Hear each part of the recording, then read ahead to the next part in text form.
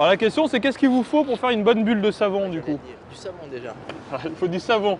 Il ne faut pas que du savon, il faut deux autres choses. De l'eau. De l'eau et encore plus éloigné de l'eau possible. Quand vous lavez vos vêtements, enfin, admettons que vous lavez vos vêtements, en général on utilise du savon et de l'eau. Pourquoi on utilise du savon? Parce que si vous avez de la crasse, imaginez ça, c'est faire plein de molécules de savon qui vont entourer votre crasse.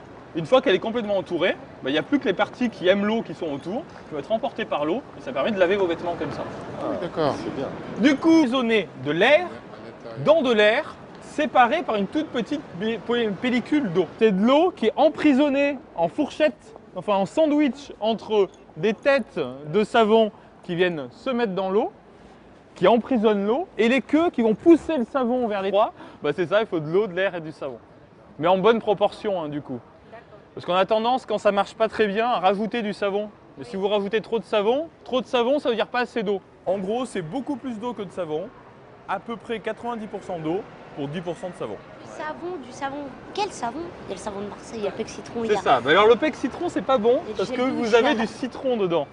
Ce qu'il faut, c'est des molécules de savon et seulement des molécules de savon. La bulle de savon et de l'air humide autour. Il faut que ce soit hydraté, sinon regardez ça là beaucoup plus longtemps. Vraiment essayez, vous verrez, c'est redoutable.